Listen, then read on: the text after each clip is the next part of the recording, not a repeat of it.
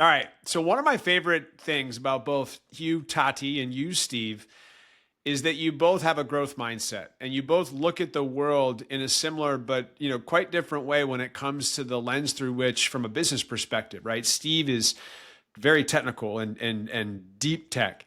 And Tati, you aren't deeply technical, but boy, are you operationally and customer experience inclined. And boy, do you and I both love that process word, right? And so what I want to do here is I want to start talking a little bit about some retail stuff, but I want to hear from both of you the way that you see the world of AI impacting retail, but speak to it from your lens. Don't speak to it from Steve's and Tati's and vice versa. So I'll give Tati the floor is yours, Tati. I am going to ask you the question that always gets me excited when we talk about it. What is the deal with retailers having data sets that are one data set, in their retail store and footprint essentially, and then another data set that interfaces with people like me digitally and e-commerce, and those data sets don't necessarily talk to each other, and there's this weird customer experience thing that happens, and I experienced something just of this nature over the weekend. And tell me about why does that exist? What is the opportunity, and why do we love LangChain? Thank you for having me. Thank you for having us. This is great. Love the opportunity of talking about this. Why does this happen? Is a really simple answer at the same time as the quiet part out loud and is the elephant in the room, which is that the systems do not communicate with each other.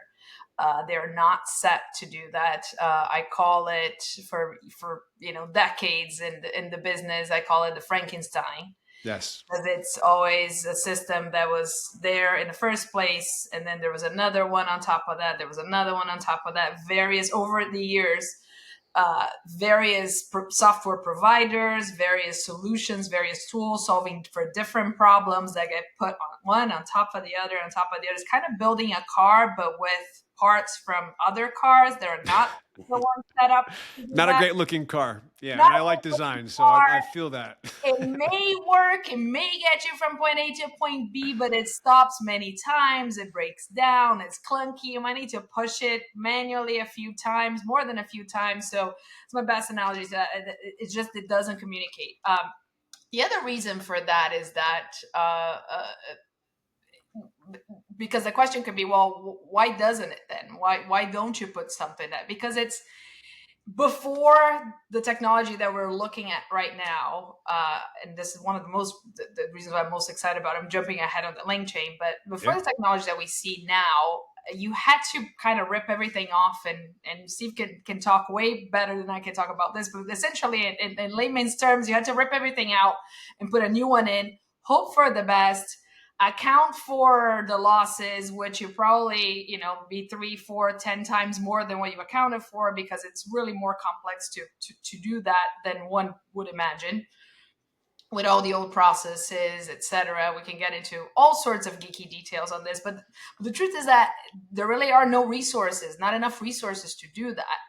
And which gets me to the place where one of the main reasons why I'm so excited, there's so many reasons why I'm excited about LangChain and AI and retail, but one of the main reasons is that it sits atop. LangChain can sit, the solutions, the modular solutions can sit atop of your current system.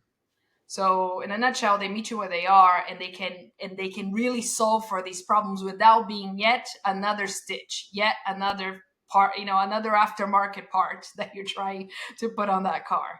So you essentially change the game in the approach that you have. I love that. So now I'm going to throw it to you, Steve. And you heard what Tachi just said, and we've talked about this many times. So I'm going to ask you the kind of direct question for the audience. So Tati just described it very well. There is a known challenge in the retail space that can be addressed by some pretty significant and modern and awesome, very tangible and real AI technology, one of which is LangChain, Harrison Chase and Jacob Lee, big shout out. So from a technical perspective, Steve, can you help us understand, what does it mean to take the data sets, that are siloed and start to help them talk to each other? And how does that create a better customer experience for people like me that got really frustrated this past weekend, as you all know. Yeah, I think at first you got to look at the history of a lot of the big box retailers and them, growing businesses over the years, whether or not that's brick and mortar or e-commerce. And as Tati mentioned, there's a lot of these legacy systems out there that have produced a lot of silos of data and tech debt. So, and I think part of that comes from the functions that these large software providers have provided to these retailers.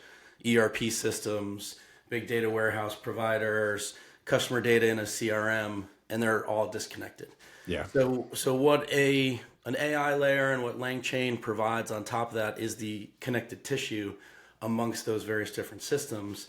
And now we have the technology to really make those connections seamlessly and be able to bring data together from various different platforms, and then put a layer of AI, machine learning on top of that so that you can create insights out of that connected data. So we're in a very intriguing time in the sense that we can now look back at these legacy platforms and connect them together. And I think as it relates to the user experience, it's just going to allow us as consumers to feel more connected to the retailer.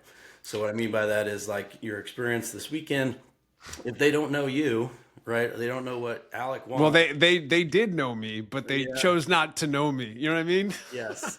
But if that person in the store that can't connect this system with this system or know what Alex bought in the past or what he's doing in the future, right? Now we're able to connect it all together and then be able to give proactive insights to that person in the store, back to the consumer, to help and really create that compelling user experience that everybody wants at the end of the day. Love it. So I said we're going to go 8 minutes. We're going to go further. Tati, I just interrupted you. Go. I just have the second thing that I want to add. Yeah, please. Another one of my favorite things about this is the word that Steve just used, which is insight. Yeah. Even in environments where I've been, where there is some connectivity, and you get, let's just pretend that yes, you had the right systems there, and you did the right upgrades, and you're getting reports, and you're getting numbers, and you're getting different sets of data. There's no insight. Yeah. Most of the time, again, elephant in the room, most of the time the teams look at that insight and we had these conversations multiple times. They're like, oh, this is up 10%, this is down 5%. What does that mean? Should I do something about it? What should I do about it? Is that good or is that bad? Is that good? Is that bad? Doesn't matter. To be able to answer that question, not only and prioritize, right? So Insight does so much for that in supporting these teams that are already out in the field. They're doing so much. One piece that I didn't talk about before, but it's very real with all of this, is the human resources piece. And how do you want this technology to really help your team be their brains, their minds, their eyes, and their hands to be in different things?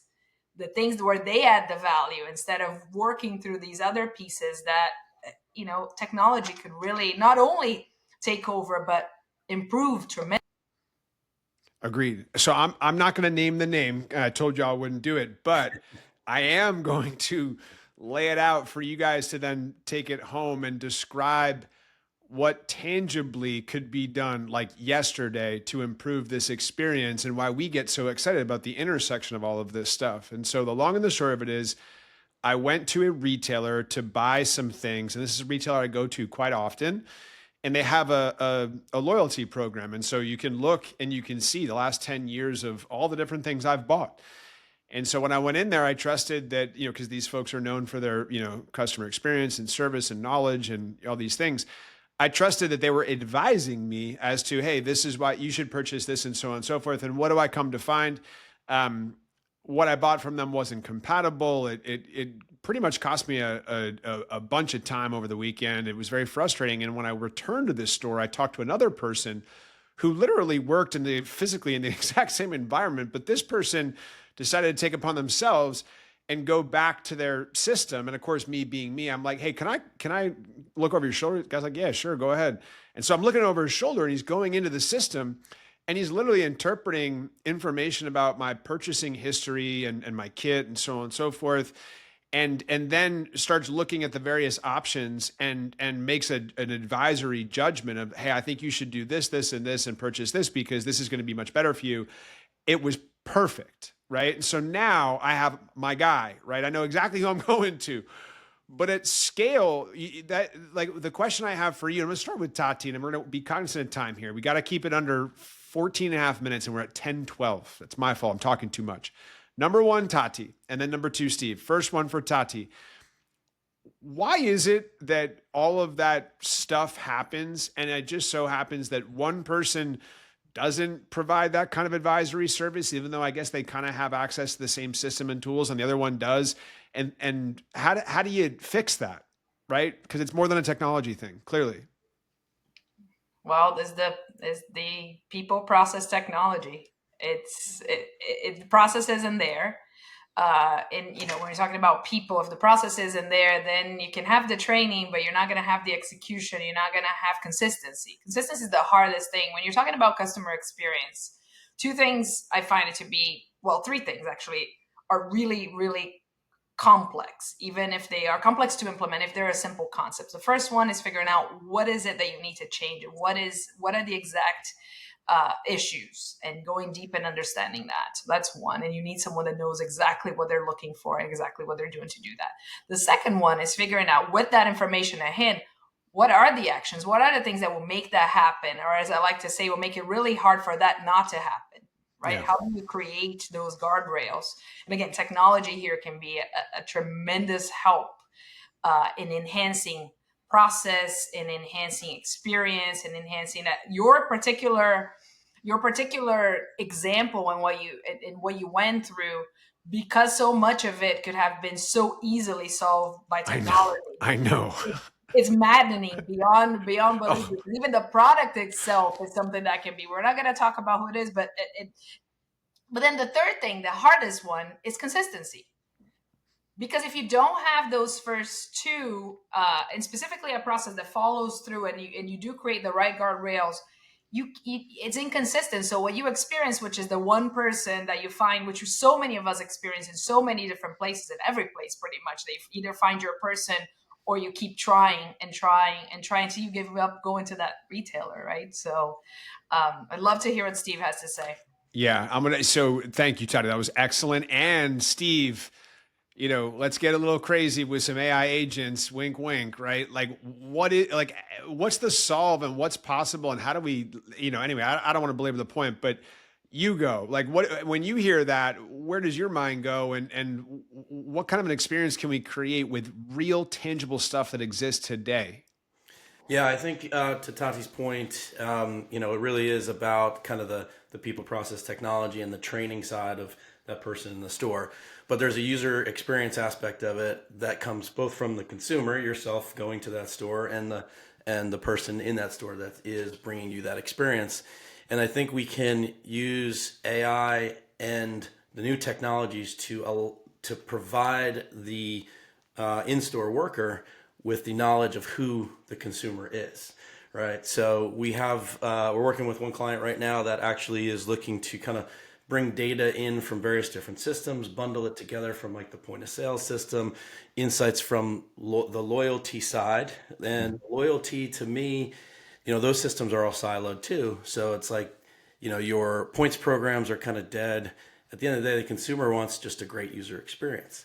So, the ability to connect those data systems, and then as a consumer like yourself goes into a store, to know who Alec is, what Alec likes, and then provide with that worker in the store basically the ability to guide you. And it can't just be your person. It can't be the person that does it for you every time. It's got to be every person in the store, and sometimes that is enabled through the systems of the individual in the store that's working and bringing that experience to the consumer. Great answers. And we're right on time. I'm going to let both of you go on this note, but we're going to come back and do more of this. That was awesome. Thank you, Tati. Thank you, Steve. Thanks, Alec. Appreciate it. See you.